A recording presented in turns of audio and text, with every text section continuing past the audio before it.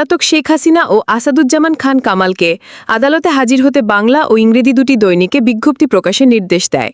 আসামিদের 7 দিনের মধ্যে আত্মসমর্পণ করতে বলে পরদিন ওই বিজ্ঞপ্তি পত্রিকায় প্রকাশিত হয়। কিন্তু তারা ট্রাইব্যুনালে হাজির না হওয়ায় রাষ্ট্রপক্ষ থেকে নিযুক্ত আইনজীবীর মাধ্যমেই তাদের বিরুদ্ধে অভিযোগ গঠনের শুনানির দিন ধার্য করা হয়।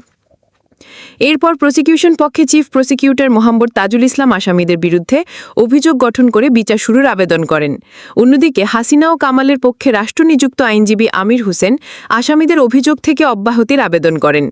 উভয় পক্ষে শুনানির পর অভিযোগ গঠন বিষয়ে আদেশের জন্য 10 জুলাই দিন ধার্য করেন ট্রাইব্যুনাল 1।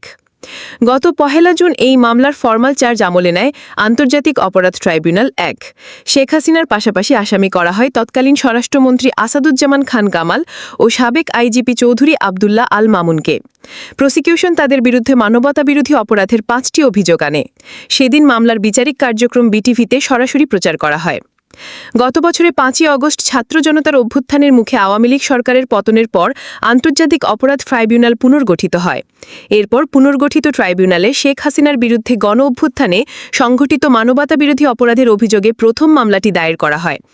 এই মামলার পাশাপাশি শেখ হাসিনার বিরুদ্ধে ট্রাইব্যুনালে আরও 2টি মামলা রয়েছে।